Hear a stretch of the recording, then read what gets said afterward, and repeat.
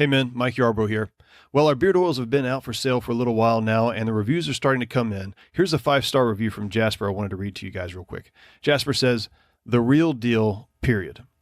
This stuff is awesome. This is the beard oil that men have been asking for. Great scent, non-greasy feel, cool packaging. You can't go wrong picking up a bottle. Just be warned, the result of using this could warrant unwanted female attention." That is correct, sir. And it could also warrant wanted female attention, if you get what I'm saying. Guys, these beard oils have been really doing a good job of setting themselves apart from the things that are already out there on the market. And I want you guys to find out a little bit more about the story behind these, how we put these together, and to know what really makes them different. We really set out to make a better beard oil than anybody else out there. And you can find out more by going to wolfandiron.com/beardoils. Once again, that's wolfandiron.com/beardoils. Check them out. You will not be disappointed. Duty, honor, country dictate what you ought to be, what you can be, what you will be. The destiny of man is not measured by material computations. When great forces are on the move in the world, we learn we're spirits, not animals. Now we are the masters of our fate. Howdy, gents. Welcome back to another episode of the Wolf and Iron podcast. I'm your host, Mike Yarbrough, founder and curator of wolfandiron.com. And I'm so glad you're here. Guys, you are tuning in to, I think, one of the best conversations that I've had. I just got off the phone with Ryan Michler, and we talked all about manliness. He's the founder of Order of Man, and I'm sure most of you guys know that. If you listen to this podcast, there's a good chance that you know about Order of Man as well. We get into a number of things related to what it means to be a man. We talk about sovereignty, that is both the title of his book, but it's also a concept that men really ought to be familiar with. And we talk about legacy and how he got started and what this means to him. There's just a lot of great things in this. I think you're going to listen to this episode and you're going to be so pumped up as a man and inspired really as to what it means to live as a man. You know, one of the things Ryan said after the episode was that it's just great to be talking to somebody who's kind of a professional, essentially like another podcaster, because the conversation just goes so much better. And I really get that, guys, from this episode. Just a really, really, really good conversation. A lot of guys have this question. What does it mean to be a man? What does that look like? I didn't have a father figure growing up, or maybe I had a dad in my life, but he wasn't the example that I want to set for my own kids. Or maybe I had an okay dad, but I don't really know how to navigate this life of raising a family and being the kind of man that I want to be. And maybe I'm disappointed in the kind of things that I've done in my life and the lack of passion and drive and manliness that I've exhibited. How do I get back on track? Where do I start from? And guys, I'm telling you, Ryan is one of the men in the fight, and he's on the right side of things. He's not one of those guys that just pumps it up as like bro manhood and that sort of, that you see.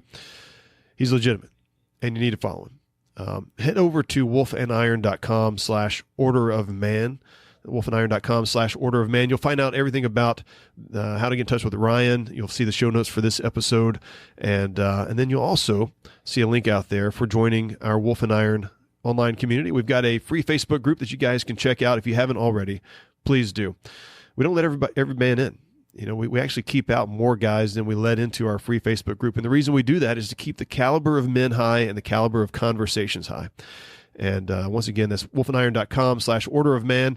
You'll see a link out there to get to our free Facebook group, as well as how to get in touch with Ryan. And without further ado, here's Ryan Michler of Order of Man.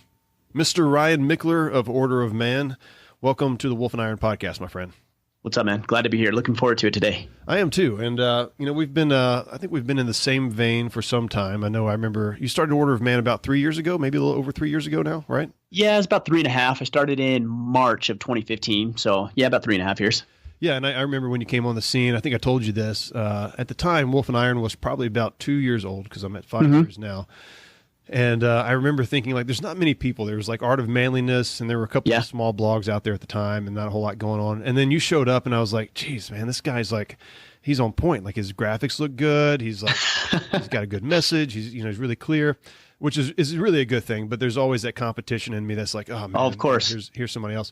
But I've really been excited to follow along with Order of Man and to see your growth and to see the message. And the thing that I really like about what you do is that I wholeheartedly agree with the message that you're promoting about what it means to be a man. And I think that we need more guys talking about this. This needs to be common conversations around the dinner table between fathers and sons, between families and men alike. And so I'm really proud of what you're doing. I don't think you need an introduction here because I think most of the guys who listen to Wolf and Iron would be familiar with you as well. But just in case, give us an introduction to what Order of Man is and a little bit about your journey of how you got started going down this path.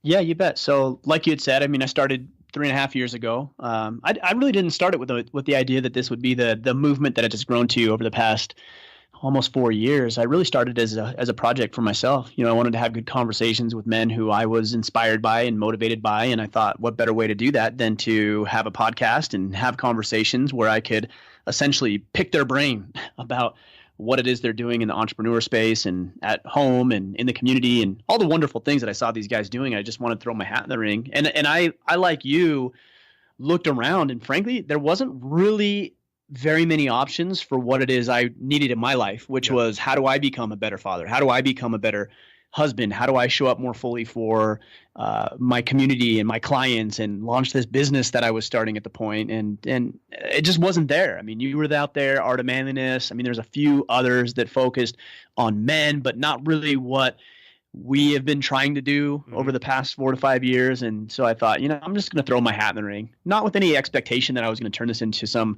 phenomenal movement, but hey, I just want to have conversations. And when I launched the podcast in March of that year, 2015, I was immediately blown away with the amount of people that tuned in and sent me messages and appreciated the words that I was sharing and the conversations I was having and what it is I was trying to accomplish. And I felt like very quickly that I was onto something.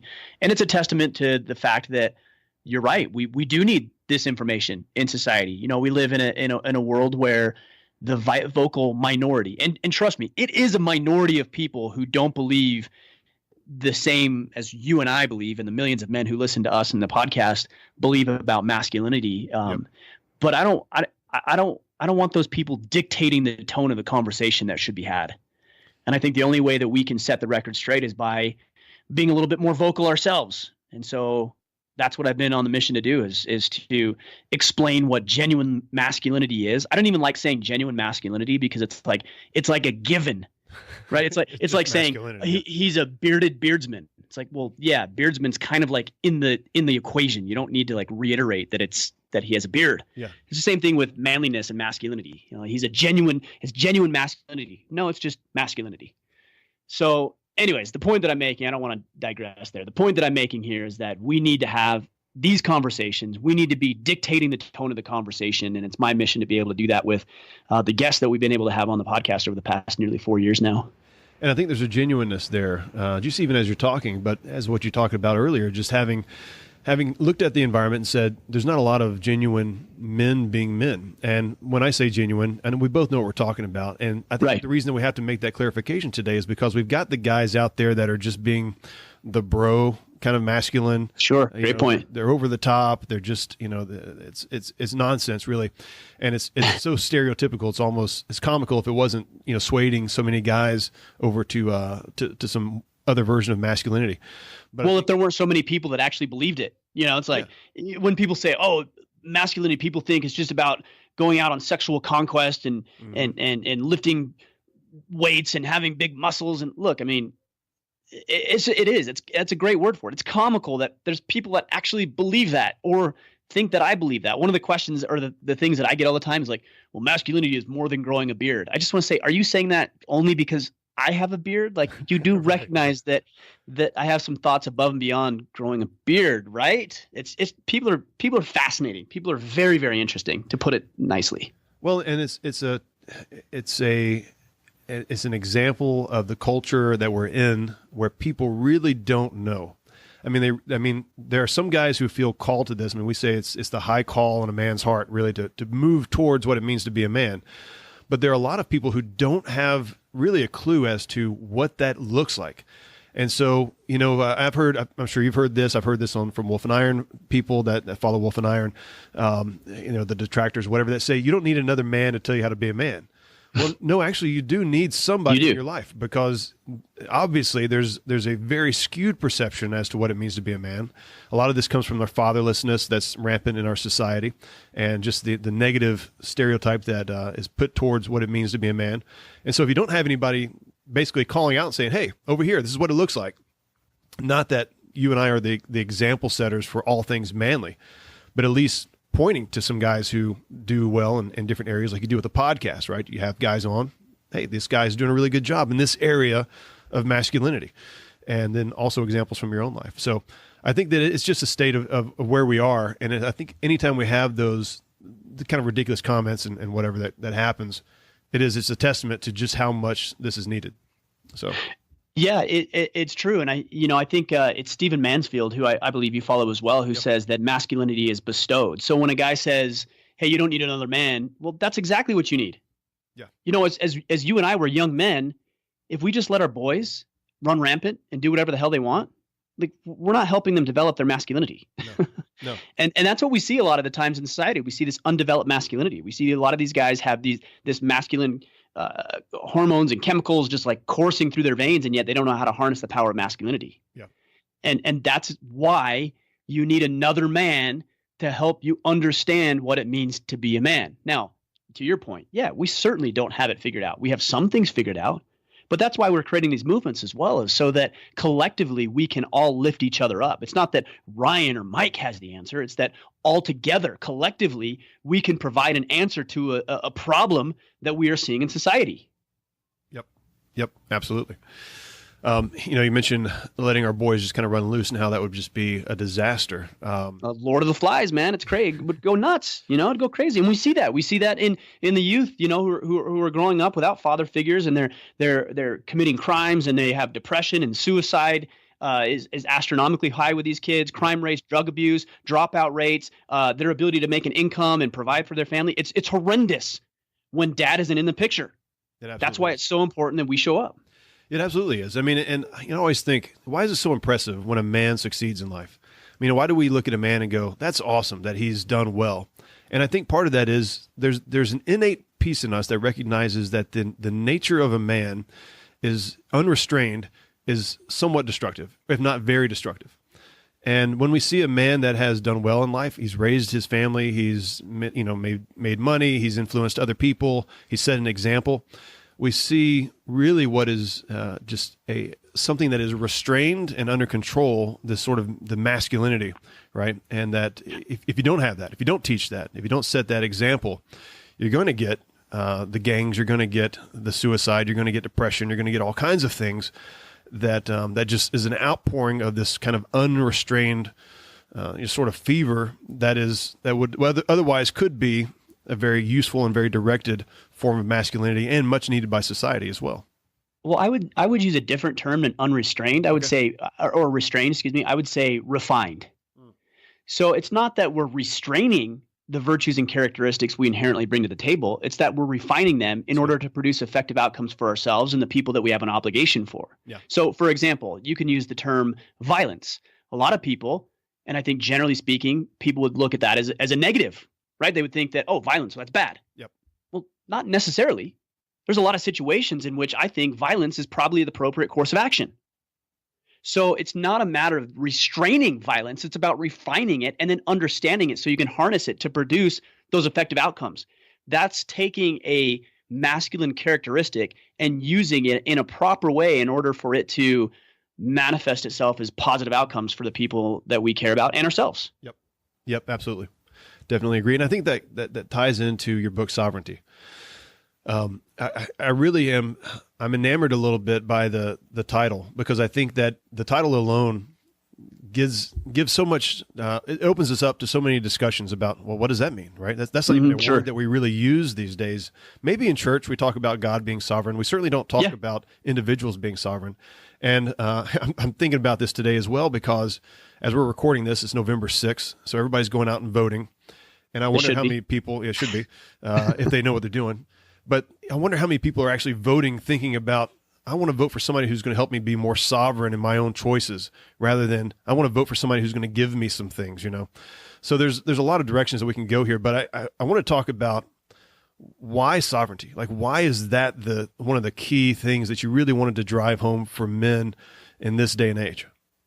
Well, I think there's a lot of things that we do as men that give away our control and our power. And most of it comes in the form of responsibility and accountability in our own lives, right? We give away the burden of responsibility to somebody else. We ask our employer to provide us with a job. We ask our wives to make sure that we're happy. We ask our governments to ensure that we have health care. And so there's this initiative, and I think it's a growing trend, that somebody else provide for me. Yep. It's somebody else's responsibility or something else's responsibility to ensure that my basic needs are met. How unfortunate that that's the case, because when we give it to somebody else, we just naturally and inherently produce less than we're capable of. Nobody should care about your life more than you do. Yep.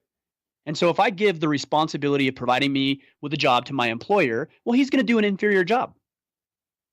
Or it should be that way anyways, right? Like, he shouldn't care more than you about you having a job.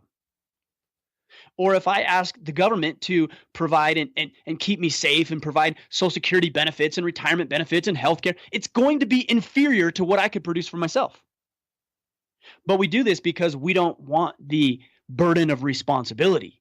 And we're so weak and pathetic that we think that we will settle for mediocrity so that we don't have to do it.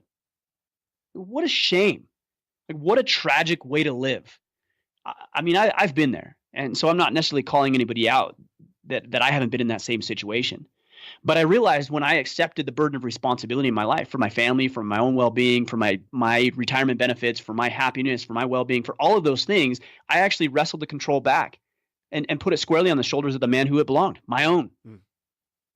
It's not anybody else's responsibility to ensure that I have what it is I need to survive. It's mine. And you know what? I am capable and have the potential to do it for myself better than anybody else out there does, because I know me. I know my personal struggles. I know the things I'm good at. I know the things I'm not good at. I know where I thrive. I know where I fall behind. I know what I want. I know what drives and motivates me. And because I have all of that information, I can do it better than anyone else can do it. And so sovereignty is about taking control of your own life, taking responsibility, making yourself accountable to you so that you can produce the best possible life that you're capable of producing. So for the guy that wakes up and he's checking out this episode, maybe he's tuned into your book some way, and he looks himself in the mirror and he says, okay, I got to start taking control of my own life. Where does he start? What do you say to him to say, buddy, here's where you get going? Yeah, well, it all starts with having a plan. Okay. And I actually talk about this in the book. It's called the battle plan. But at the end of the day, you got to have some vision, right? What is it that you want? Now, my vision is going to be different than your vision. Your vision is going to be different than the next guy who's listening to this podcast. And you know what? Frankly, yours might be superior to even my vision. But that doesn't matter, because we start with what we have, where we are, and we make it work, right? So start with a vision. Cast some sort of vision. Look at your life and think, okay, here's what I'm doing. I'm a family man. I'm a father. I'm a husband. I've got a young bride. I've got a couple of kids. I've got a budding career that I'm trying to pursue. Maybe I'm in college right now and I'm trying to finish up college so that I can get into a career. I've got some health goals and some things I want to accomplish. Like, these are the areas of my life in which I've identified as being important to me.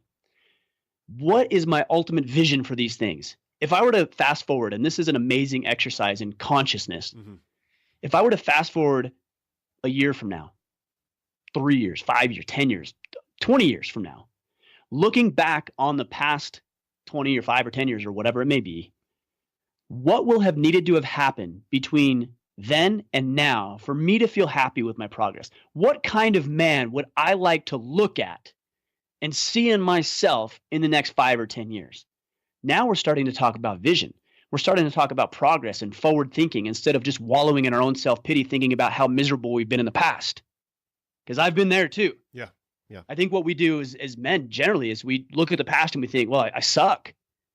I've had all these failures, and I'm gaining weight, and I'm not as strong as I used to be, and I'm getting old, and I'm gradually dying, and my marriage is on the rocks, and my business isn't as good as I'd like it to be, and so it must be me. I suck.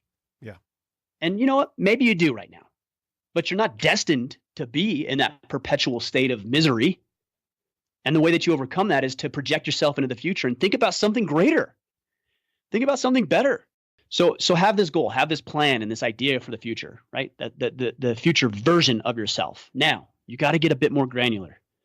So you got to start coming up with some very specific objectives. So we'll just use health. That's always the easiest one to use. Let's say that in the next 12 months, you envision this man who's lean and he's strong and he's lost a bunch of body fat and he's engaged and he has energy and he's got sex drive and like just things are firing from a health perspective on all cylinders, right? Mm-hmm. What would this type of man do? What activities would he engage in? What experiences would he be part of? Well, maybe you identify that this type of individual would certainly have run a marathon. So there's a goal for you. There's an objective. I want to, in the next 12 months, to be able to run a marathon. So now you have this objective. And this can work on any facet of life. Maybe it's spirituality. Maybe it's within your relationship, within a career. I think about career, for example. You think about this guy who's sharp and he has the X factor and he's propelling in his career and he's got clients that admire and respect and look up to this individual and call him for advice and continue to come back and buy products and services from him. What would that individual need to do? Well, that individual, you might identify, needs a credential, or needs some training, or needs a certain degree, or whatever. Great. That's the objective. I need this credential in order to put me closer to the version I have of my future self. So now we've got the vision. Now we work into the objective. Now from there we work into tactics. If I want to go run this marathon, and I want to be this healthy individual that I've envisioned for myself, and I know that this guy would be a marathon runner, what are the things that I can do on a daily basis? Every single day, without fail, day in and day out, that would inevitably help me complete that marathon? Well, I need to eat a little better. I need to lose 20 pounds. So I'm not carrying this extra 20 pounds on the 26 miles I got to run. I need to build up my stamina, my conditioning. So I need to be able to run every day. Maybe that's a mile. Maybe it's 10 miles. I don't know what that looks like. I need to be building the muscles in my legs and arms. Like I need to do all of these things. So these are now the tactics. And these should be things that you can literally check off a list every single day.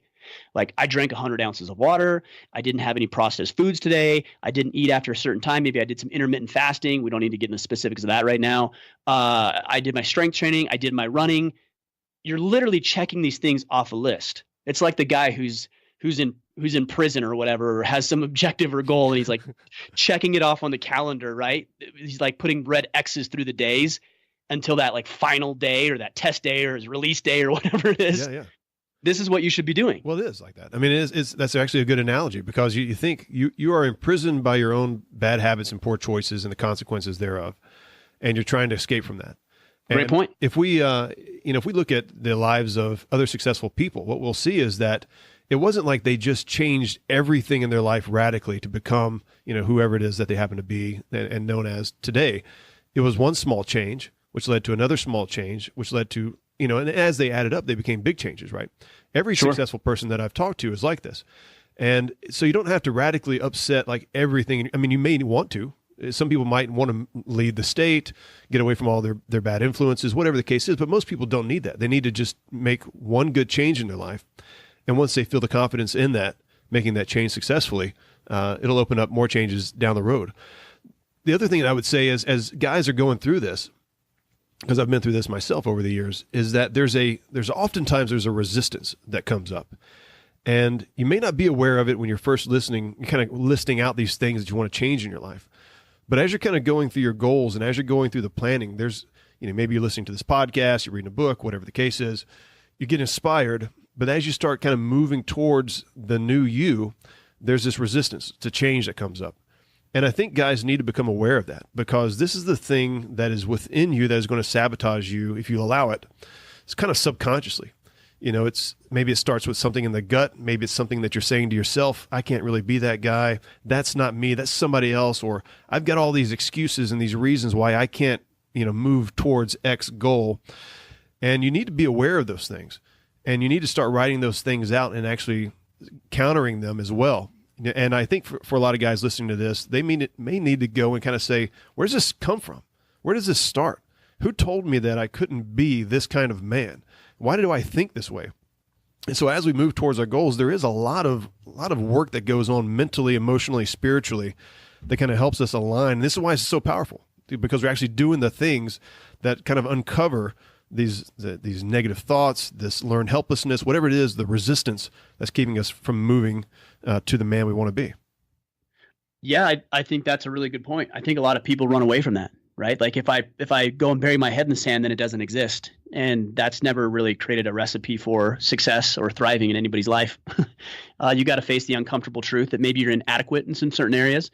Maybe there's some baggage you're carrying around. Maybe there's some past conditioning that you haven't let go of, and you're operating under a false premise of what it means to be a man or how you show up. And man, you're right. The more that you can identify that stuff, the more that you give yourself the power to eliminate it and then reclaim some of that sovereignty that we've been talking about. So as the role that you have now, where you have this personal journey that you're taking, it's also a public journey because people are watching. Sure. You've got your, you talk about your family, you talk about, I see pictures of you and your wife and your kids and things like that out there. There's got to be a pressure, I would imagine, of some kind to be the sovereign man, to show sovereignty in your own life. What is that like for you? I mean, just in a particular role that you're in, trying to live this out, kind of in a public way and maybe a bigger way than in terms of the audience than you thought you were going to be doing, when you started this thing. What's that like? Well, I thrive under the pressure, frankly. If I don't have, I was thinking about this the other day because I let my eating go over the past week or so. I went on a hunt a week and a half ago and came back and let my eating go. And my regiment with working out slipped a little bit. I'm back on track this week, but it's hard for me when I don't have something worthwhile to be working towards. Whether that's from a physical standpoint, whether that's some sort of a marathon or some sort of obstacle course race or anything it could be. Yeah. If I have something that I'm working towards, I'm much more likely to do the things that I know I should be doing.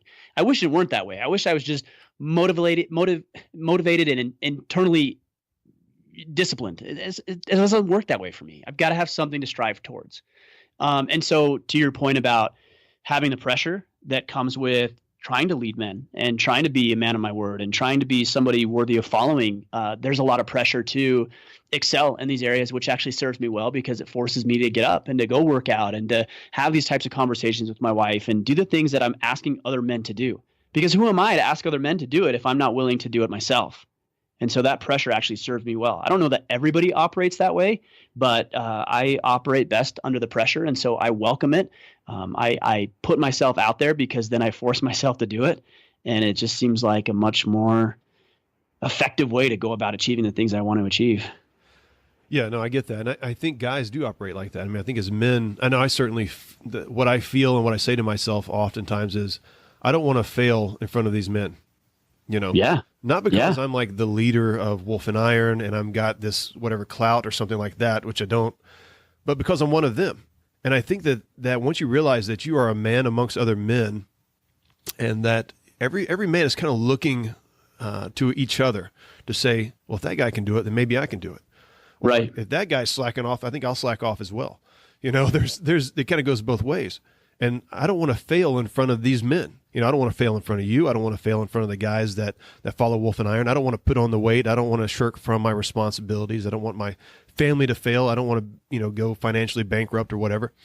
And I think we need that accountability in our lives because it's typically not baked into how we do life today. And we've got to put some kind of structure of accountability in our lives. Otherwise, it's just not going to happen, and we are going to fall short. Yeah, I agree. I think generally speaking, most people are going to let you slip. There's going to be a certain amount of people who are going to be, criticizing everything that you do and really beating up what it is you're trying to accomplish. But I think for the most part, everybody's going to excuse your poor behaviors and tell you, oh, it's okay. And life's hard and you have all these other things going on. And so you don't have to do anything great. And it's like, I appreciate that. I appreciate that you're trying to let me off the hook a little bit here. But man, if we can't put ourselves on our own hook, and nobody else is going to do it for you. And so you're going to be completely satisfied. And so is everybody else with your mediocrity. And I think the reason other people are willing to do it is because they don't want you to excel, not because they don't want to see you thrive, but because they don't want to be called out on what it is they're doing or the lack thereof. They want to be mediocre. So if you are not mediocre, well, then you pose a threat to their way of operating. And people aren't interested in that. So they'd rather just pat you on the back and tell you good job when you actually really didn't do anything at all. Yeah. I was talking to a counselor friend of ours, and he said that he had, a good friend of his was a martial arts instructor of some kind and had shared some kind of data with him that basically said that when a person's attacked, only 1 out of 6 people will fight back instinctively. Now, I've tried to do some physically research. attacked, or that's what you're talking about here? Physically attacked, yeah, not just like online or whatever. I mean, that doesn't Sure. count. But a physical attack, somebody, because that's not an attack, although people love to feel victimized by that. No. Exactly. So it's a physical attack. Only 1 out of 6 people will fight back intentionally or instinctively. And, I think we can kind of train that in other people, but instinctively, 1 out of 6 people will fight back intentionally. And I think that's one of the reasons that we have a hard time finding other men in our lives that are going to hold us accountable, because most men, by their default nature, are not warriors. They want to be, but they're not. They haven't seen it. They haven't lived it out. They haven't experienced the things that are going to make them a warrior. And so I think that's why I get a little flack sometimes about doing so much online stuff, even though I have other guys in my life too that I really respect that are local and close to me. But I do a lot of online stuff, and I think part of that is guys are having a hard time finding other men to be warriors with, even if it's just battling for their families. We're not. I know that term gets overused, but the guys have a hard time finding that in their just local vicinity sometimes, and they've got to get connected with other men who are really appreciate the iron sharpens iron thing, and actually be the other iron in their life that's going to sharpen them up, and hold them to the fire, hold them accountable for the kind of man that they want to be, that they've said they want to be. Most guys are not going to do that, and I think it takes a special kind of man to say, I want to be that. I want to be iron in somebody else's life, and I also want to be willing to be sharpened by somebody else as well. Yeah, and I think you need to do it for yourself first, right? Because it's uncomfortable. It's really, really uncomfortable to tell somebody that they're not doing all that they could be doing. I don't even like telling that to my kids, and that's kind of like my job, right? Is to help highlight their inadequacies, not in a negative or destructive way, but in a way that's going to help them recognize so that they can improve. So it's really uncomfortable to do that to other people. And you certainly don't want to do it if it's unsolicited, because that never goes well. Yeah.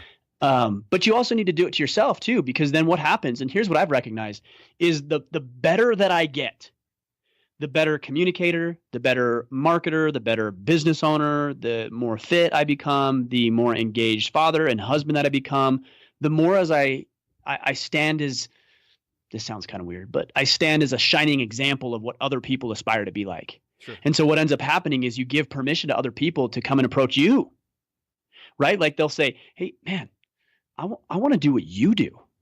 I want to be healthy like you are. I want to have the type of marriage that you do. I want to be engaged with my kids the way that you are. I want to do all of these things. Can you help hold me accountable? Now you have a request for that. You know how to hold yourself accountable, and you're more equipped to hold other people accountable because they've voluntarily raised their hand and said, yeah, you can hold me accountable. You can beat me up a little bit. You can push me around or share the brute and honest truth with me. That's what I'm looking for if I want to accomplish what it is that you are accomplishing. So there's this quest to try to change other people, impact other people. I want to make my dent in the universe. Congratulations. That's noble. There's nothing wrong with that. Yep. But if you can't get up and make your own bed, or take out the trash when you tell your wife you're going to take out the trash, or get into the gym and not hit the snooze, like, you're never going to change anybody else. Change yourself first and let the stuff take care of itself. There's a passage in the Bible, I think it's 2 Timothy, where Paul is talking to Timothy, and he basically says, continue in what you have learned because you know from whom you've learned it. Basically, Timothy, I'm an example to you, right? Do the things that I've told you to do because you've learned it from me. And I think that sometimes, I think it definitely is a Southern thing, but it may even be sort of American thing. I don't really know where it comes from. It's a sort of modesty that's not helpful, that basically says, I'm not somebody worthy of emulation or worthy of teaching somebody else. Yeah. And that it feels awkward for guys to say, I want to be that. Like even when you were saying a second ago, to be the shining example. I mean, it's kind of a funny way of saying it, but this, to be that example of what it means to be a man. A lot of guys, that feels so awkward to say I'm an example of anything for somebody else. But I mean, isn't that our job? Like, that's what we should aspire to be like. Exactly. I think about that in the context of family. My job is to be the shining example for my children. Yeah. It's to be the type of men that my boys would want to aspire to be like. And it's also to be the type of man that my daughter would aspire to be with. Yep. That is your job. And it's all the reason that we have the experiences that we have, positive and negative, the hard ones, the easy ones, the victories, the setbacks, the failures, all that stuff. The reason that we have these things is so that we can learn a lesson and serve other people. At the root of what it means to be a man is to serve. Yeah. Right. It's to give back. It's to protect, provide, and preside. It's to take care of ourselves and to take care of others, the people that we have been tasked with providing for, and those who cannot do it themselves. That's our responsibility. And in order to do that, we have to be example by doing the activities that put us in that position and equip us with the tools that we need to be able to serve other people effectively. And for the guys who are listening to this, fellas, you need to know one thing, that you can be a shining example to your family and to the men around you without being perfect. You can do it by being genuine, of course, by being open with your failures, by just saying, guys, I'm trying like hard, like hell to make my marriage work, to get my finances right, to do whatever. And I don't have it figured out, but I'm working at it. And your kids will see that, and they will be all the better for it. Everybody around you that sees that will be all the better for it. Well, and I think to that point, I think it's actually good that you share your inadequacies. I look around, social media is just, it's ridiculous. Yeah, and I'm guilty of it too, let's be honest. But we share our highlight reel, right? We share all the wonderful things we're doing, all the cool experiences we're having. We share how great we are, and yet we very rarely share our struggles. But I think anytime that you can, and I'm not saying everybody has to jump on social media and share what they're struggling and be motivational. I'm not saying that. But what I am saying is that when you're truthful about who you are and about how you're showing up, then it gives other people. Yeah, let me give you an example. My son, my oldest son, who's playing football this year, and he really got down on himself earlier in the year because it's the first year he's been playing tackle football. And he's like, Dad, I'm not as good as the other guys. And he's on a really good team. They won their championship game and season this year, and they did the same thing last year. I mean, just an unbelievable team. And he's like, Dad, I'm just not as good as the other guys. And I could have told him and blown smoke up his ass and said, oh, no, you're good and all this stuff and you're wonderful. I could have done all that, right? Sure. It wouldn't have been truthful. It would have been disingenuous, and he would have felt that, and it wouldn't have helped him. But instead, what I told him is I said, man, I really remember the first time I ever played football, tackle football, which was in 7th grade. And I said, man, I really, really struggled. I didn't do this well, and I was afraid to hit, and I didn't know how to tackle, and I didn't know all these things, and I really struggled, and I was second, if not third string, and I just didn't get a whole lot of playing time. I was really bad, but I kept at it, and I kept doing it, and I kept learning, and I kept growing, and I learned what the other guys were doing, and I developed skills and techniques, and by the time I graduated high school, I had become an all-state football player. So that, to him, opened up some opportunity and some potential that he didn't see before. Because what he sees is that Dad's a rock star, right? Dad's got it. He's got it all figured out, and he's perfect, and he's amazing, and he's wonderful, and he's never gone through any hardship in his life. And I would love to be like him, but I can't because I'm not him. And I think this is where a lot of guys run into their daddy issues, right? Yeah. Because Dad was just put on this pedestal of like, he's wonderful. He's never done anything wrong. And so it's opposite ends and it's extremes. It's that Dad's wonderful, or Dad's just, I hate my father because I could never live up to his expectations. Yeah, right. Yep. So what I suggest is, rather than putting yourself on that pedestal, is to step down occasionally and say, hey, let me show you how to get up there. Because I used to be down here, and I'll walk with you up there. I'll show you everything that I did. I'll show you where I fell short. I'll show you how I succeeded, how I failed, and we can go up there together. I love that perspective because it's just better, right? It just feels better, and you feel like you're honoring your calling as a man to lift up other people. It's just a better way to live. It really is. It is, and it's so different than what fathers in generations past, I mean, even good dads, have really been able to do, because there's always been this kind of stigma about, dads being manly and kids being like kids, and there was this divide between being an adult and being a kid. But where we've come to now is this place where we're kind of rethinking what it means to be a father, and maybe not we're not really rethinking. We're finally learning on a larger scale, because guys are asking the question, I didn't have a dad in my life. What is this supposed to look like? What am I supposed to do? It doesn't happen just by default. And I think by doing that, we've actually we get a chance to model what it means to be a dad in those kind of good ways. I didn't actually play football, but I did play soccer for a little while. And a funny story, the way I got introduced to it was by accident.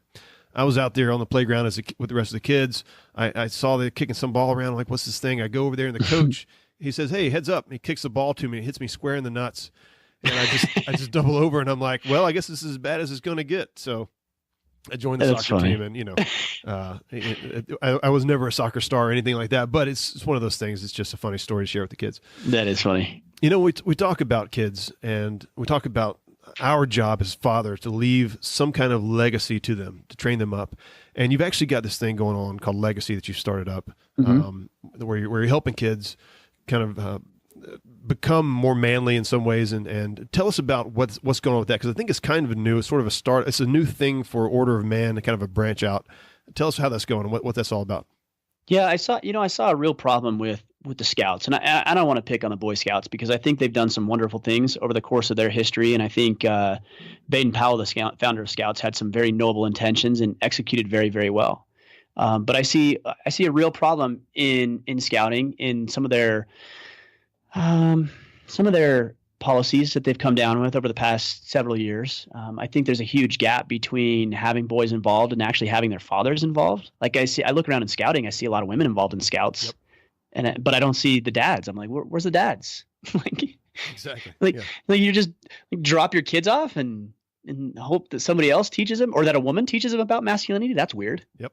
And so I see these women, bless their hearts, they're doing what they can do, but my son occasionally comes home and he's like made a Christmas card. I'm like, what the hell are you doing at Boy Scouts making a Christmas card? Like, let's go shoot something.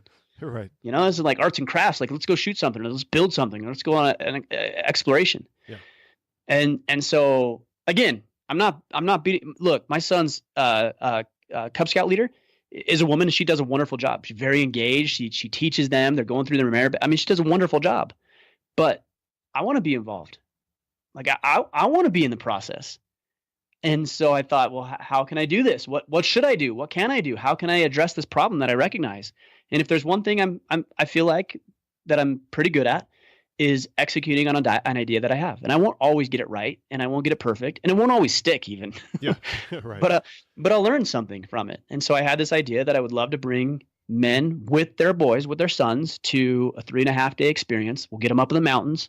We'll have some great conversations. We'll teach them about a code of conduct, and we'll sit around the campfire and we'll tell stories of masculinity and manliness, and we'll go shoot some guns and we'll blow some stuff up and we'll throw hatchets. And a lot of guys will say, well, that's not manly. You know what? It is manly, because this is how boys learn. We do these activities. And we make connections with other men when we're doing something, when we're engaged. Yep. I don't want to sit at a conference and learn about what it means to be a man. I want to be a man. I want to engage in an activity that helps me learn the lesson I need to learn. So we had 20 men from all over the country come in with their boys, and we spent 3.5 days up there doing some challenges and building forts and shelters and learning some survival stuff and some self-defense and jiu-jitsu training. I mean, we did as much as we could in 3.5 days. And I was just blown away with the difference I saw in the young men's lives as they left. And even as I communicate with the fathers who came to this thing, and they are still talking about months later how their son still talks about the activities they did and still talks about the lessons that they learned. And there's a deeper, just a more committed connection between a father and his son. And to what we were saying when we started this podcast, masculinity is bestowed. It's our responsibility as men to turn around and lead the way for the next generation. There's a great quote by Douglas Wilson. He says, if boys don't learn, men won't know. Yeah. Yep. And that's what the legacy experience is all about. It's about teaching boys how to be men, letting them experience it, letting them see other men engage and interact and communicate with each other so that they can learn what it's like to be a man. That's awesome. That's great. I think what our families are longing for, and I think our wives are longing for, and men are longing for, is an adventure to go on with dad, for the man to engage in some kind of adventure that he can pull his family into. Not just like, you guys, you got to understand this. Your work life, your job, your career is not really an adventure for your family. That's the thing that you go do and you make some money. But when you find something, whatever it happens to be, it could be, it could be overlanding, 4x4 stuff. It could be fishing. It could be legacy. It could be scouts. It could be whatever the case is, but some kind of adventure where you're taking the helm there and you're bringing your family along. And Ryan, I got to commend you on this, because this is something that you do really well. is that I see you find ways to say, how can I bring my sons and my daughter eventually, but how can I bring my family along in this adventure of growing as a man and building this thing called Order of Man? And I think, you know, your legacy thing that you did, and maybe you'll do it again, is a really great way of doing that. But it's got to be something that fits in the passion that Dad has for life, and to bring your family along with that. Guys, your family really, really wants that, and you've got to find some way to make that happen. You know, I have been fortunate in a lot of ways, and lucky in some ways too, to be able to stumble into this work and find something that has been engaging for me as it has. I think a lot of that comes down to me just pursuing something that was even remotely interesting at the time, and it's developed into something I never would have had any idea that it would develop into. So I was fortunate in that I could find a lot of congruency between my work and the purpose of serving my family. And I hear a lot of guys talk about the hats they wear, right? I wear this hat, and I'm a boss, and I'm an employee, and I'm a coach, and then I'm a dad, and then separately I'm a husband, and then I'm this, and then I'm that. It's like, hold on. There are no hats. There's no hats. Like, you don't get to take one hat off and then put a different one. There's just life. If you are a different person at home than you are at work, you're not doing it right. You're being very inefficient. And frankly, you might even be out of integrity. Yep. The closer that you can align your work with your family, and you're being a father and a husband, and the community service and the ways in which you serve in the community and everything that you do, the closer you can align those things, the better off you're going to be. Flat out. You're going to be more efficient. You're going to be more effective. You're going to be more fulfilled. You're going to be able to serve more effectively. It's just a better way to live. And I didn't always have that. I had a lot of incongruency between the way I showed up in certain aspects of my life, and it was miserable and very, very inefficient. And I just wasn't happy at that point in my life. Just to kind of wind down here, I think it's a great conversation. I think we can continue going all day. I'm sure of it, yeah. Yeah, without a doubt. And I love the fact that the concept of what it means to be a man isn't a one-time conversation. It is really a lifelong pursuit, and setting the example and pointing to other men that have led by example and lived by example. But what does this mean to you to do what you do now? I mean, I know you've kind of mentioned a few times, this is something you sort of started a few conversations, and you began it as on your own kind of personal journey kind of thing that's just exploded. But what does it mean to you now to know? I mean, you've had, without a doubt, hundreds, if not thousands, of men reach out and say, "Hey, this has changed my life. This has meant so much to me." What does it mean to you now to do what you do? That's everything. I feel like this is why I was put on this earth. I know it sounds really weird and woo-woo and a little out there and maybe even a little soft. I don't know, but that's the truth. The truth is that everything that I've done in my life, all the good, the bad, the ugly, everything, all the experiences I've had in my life have been preparing me to lead this movement. And, I've had a lot of dark times in my life as I was growing up and didn't have a father figure in my life, and my separation and near divorce, and, the things that we go through. Everybody's gone through these types of things. But what I've come to realize is that the things that I traditionally looked at as negative in my life were actually not happening to me necessarily, but happening for me. Yeah. That they were molding me and shaping me and crafting me. I mean, you're talking about iron, right? And iron sharpens iron, but it's got to be pounded on. It's got to be put in the fire, the refining fire, and all the impurities have to be burned out of it and smashed out of it and hammered out of it. It's got to be forged and hardened. And that's what's happened to me. And I think a lot of guys will look at that and they'll begin to wallow in their own self-pity, and they'll take the road that all these things are happening to me and I'm a victim of my circumstances. And I've chosen to take a different road, which is that I'm not a victim, but that I'm actually better because I had these situations and came out, I don't want to say unscathed, but came out the other side a different person. And as I continue to travel down this path, and I don't know where it'll take me. I really don't. I wish I could tell you what it would look like in 10 years, but I don't know. I don't know what I'm eating for dinner tonight, let alone what I'm going to be doing in 10 years. Right. I'm just excited to be on the path, and I feel like I'm in exactly the right place. I'm exactly where I need to be in this moment because of all the experiences I've had and all the lessons I've learned and my willingness to apply them to serve myself and other people. Well, you're doing some worthwhile work, and I'm glad it's invigorating for you. I know it is certainly for the men who are a part of Order of Man, who are following you. Tell us a little bit about what Order of Man has going on. I know you got the Iron Council.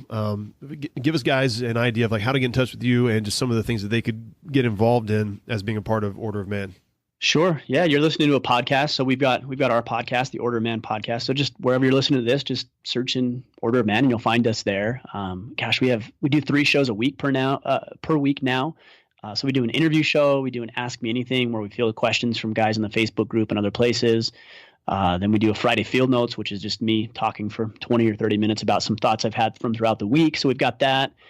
We've got a new Legacy event coming up. We actually just released the dates, I think 3 days ago. So you can check that out at orderofman.com/legacy. That's the Father-Son event. That's April 11th through the 14th of next year. Get on it now because we only have 20 spots, and I think we've already sold 30-40% of those spots. So get on it quick. Yeah, it's gone quick. I think, and then the Order of Man website. I think between all those resources and anywhere you're on social media, you'll find everything we're doing. We're just glad to have people and men involved in this. We need more good men in the fight, and that's why I'm so excited. You mentioned the competitive thing. Of course, I keep an eye on what you're doing, and I know you keep an eye on what I'm doing. And there's other people, both of us keep an eye on, and maybe there's some competition there. And I think between you and I, it's healthy. I think we're serving and helping each other. But I never look at it as we're at odds with each other. I look at it as, man, we need more guys in this fight. And to be standing shoulder to shoulder with you and helping lead this movement of reclaiming masculinity is an honor to be on this journey with you. And man, I'm just excited to be at the helm in a way, if you will. Yeah. Yeah, absolutely. Well, it's an honor for me as well. It's a great conversation that we finally get a chance to have on the podcast. And guys, go check out Ryan Michler, Order of Man, if you haven't already. You definitely want to be following Ryan and what he's got going on. He's a man of integrity, and he's just setting a great example as a father. You're in a different season of life than I am because you've got young kids. My kids are older now. I've got a 16 and a 19-year-old, so I'm in those teenage kind of throes and years. But I love seeing, dads with young kids as well, just because there's so much that goes on. It's really a precious time of life. And I know a lot of guys who are listening to this as well are thinking, man, I'm in that same spot, and I want to see just how a man kind of lives that out. So, Ryan, thanks so much for being on this podcast and for the great conversation and all the work you do. Thanks, brother. Appreciate you. Appreciate the opportunity. I'm glad to be on this journey with you. Well, there you have it, men. I'd love to know what you thought about the episode. Feel free to reach out to me on any of my social media networks. And look, if you got something out of this, make sure another guy does too. Share the episode and make sure it gets in front of the guys that need to hear it the most. Until next time, keep your powder dry, and may a fair wind be always in your sails.